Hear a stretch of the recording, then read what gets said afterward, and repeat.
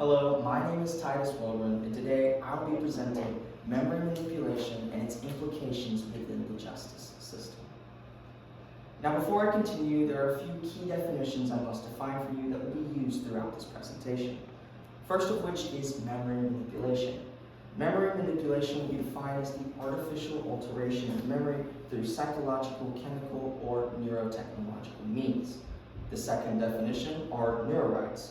Neurorights are the proposed legal protections ensuring mental privacy and cognitive liberty in such an age of brain-altering technologies. And lastly, I will define the criminal justice system. The criminal justice system is the system of law enforcement that is involved directly in the apprehension of suspected criminals in the name of truth. Now that I have those key definitions defined for you, next this brings me to the concern. The concern is that as technologies have advanced, laws protecting the mind have not been up to date. This gap has left room for abuse for memory within the legal system and has also posed a direct threat to justice as truth is attacked in the process. On top of that, detection is nearly impossible as manipulated memories can feel almost entirely real in a court setting, and officials have no way to directly evaluate whether or not a claim is entirely credible. Now, I know I've talked a lot about certain technologies used, but what are these technologies and what do they look like? Here are some types of technologies that are prescribed to patients within manipulated memory. First of which are beta blockers. Beta blockers are used to reduce the intensity of traumatic memory by taking a pill that slows one's heart rate. Secondly are targeted memory reactivation, or TMR for short. TMR uses subtle cues like smells, sounds, or words in a therapeutic setting to influence the thought of a patient. And lastly is transcranial magnetic stimulation, or TMS for short.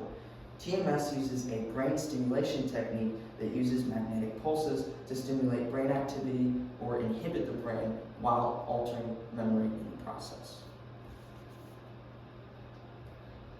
Now that I've discussed these technologies, this brings me to a deeper, more philosophical problem: the fragility of memory itself. Memory is often treated in court as a factual account, but science has recently told us otherwise. It is dynamic, reconstructed, and vulnerable to distortion.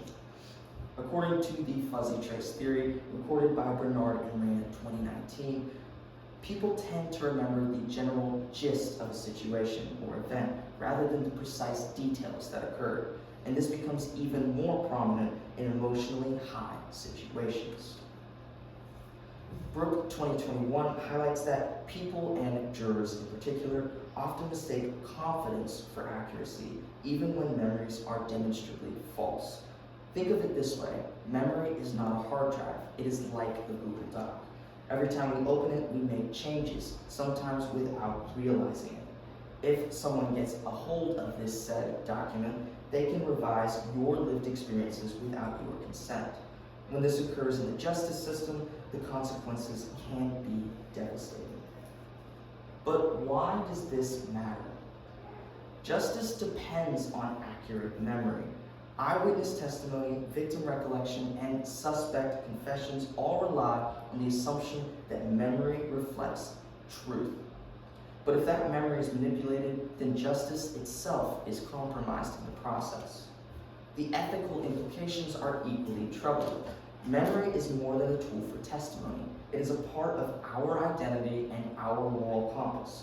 If we allow institutions to change our said memories, we are also changing how individuals see themselves, their past actions, and their sense of responsibility. Lightheart et al. 2023 argues that society urgently needs to establish neuro rights. Without such rights, the door is open for these powerful institutions to interfere with how people think, remember, and understand themselves. Powell 2025 echoes this same concern, stating that democracy itself depends on memory. And I quote, "Our democracy depends on what we remember, how we remember it, and why." Think of memory like a compass. If someone tampers with the magnet, then the direction is changed. In a legal system guided by memory, altering those memories means losing the direction of our moral compass. Just like the compass, accountability and justice begin to drift if altered. And the truth is, our legal system is unprepared.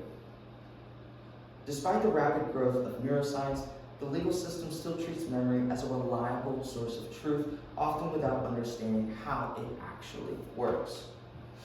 According to Wired 2015, many U.S. courts still allow said junk science, which includes outdated or debunked ideas about how memory functions, into trials.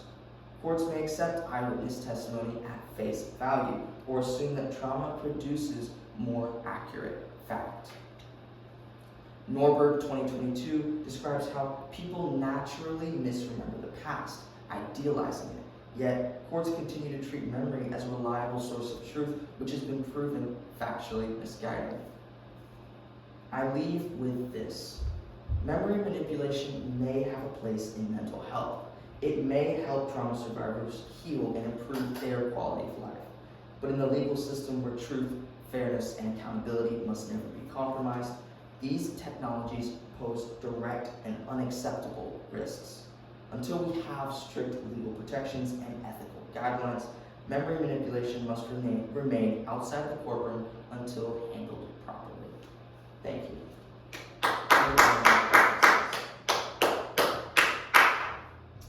Okay, thank you, Titus.